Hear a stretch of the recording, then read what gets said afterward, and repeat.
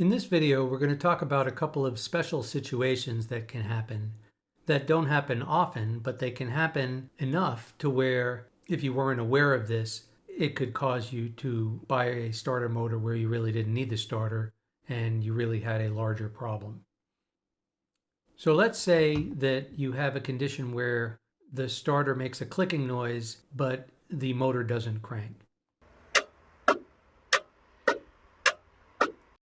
Like we learned in the prior video, that would mean that the solenoid circuit was working because we did hear the click, and then we would be testing at the B terminal and then the M terminal like we did in the last video. And in the last video, we found that it was high resistance inside the starter solenoid, not allowing the voltage to get to the M terminal.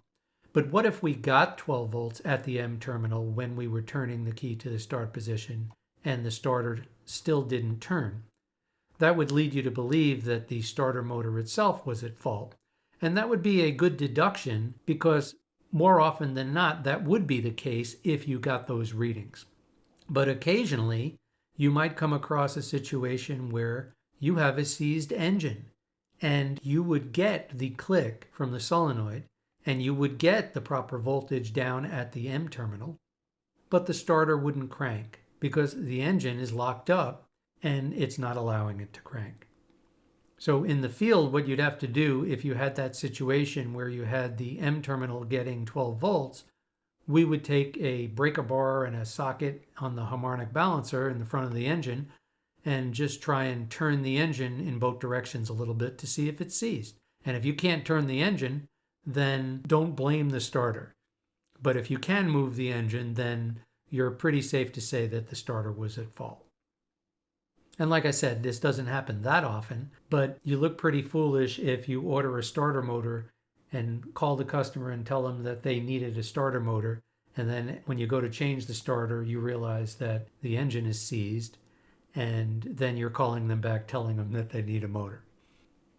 The other special situation that happens probably more often than the seized engine is that the security system of the car is not allowing power to get to the S terminal, not allowing it to click. And in today's cars, many of them will have either the engine control module or body control module in line via a relay to allow power to go to the S terminal.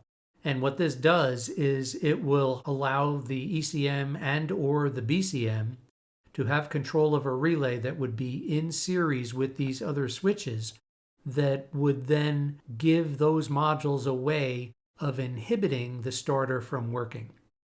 So let's say the security system, you're trying to start the car without the proper key or without the proper code key or the proper pellet for the key, whatever the system is. If it doesn't read the right key code, the module would not allow the car to start. And you might test down at the S terminal and you find that you don't have 12 volts. And when you work your way back, you might find that it's the module not turning on a relay. And it's not the module that you should blame right away. You would have to realize that the module may just be doing its job and not allowing it to start because the car is being started with the wrong key, or because the key might be worn out, or because there may be something wrong with the security system wiring or one of its components. When we move on to even more complex schematics in the next video, I'll show you a couple examples where the engine control module and body control module have a say in whether or not power gets to the S terminal.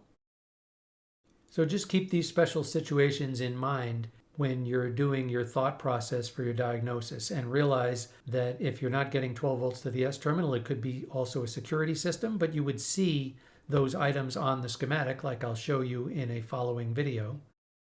And for the seized engine one, before you go ordering a starter or telling someone they need a starter, if you have the proper voltage at the M terminal, just make sure that the engine does turn. Okay, so let's move on to even more complex starter schematics.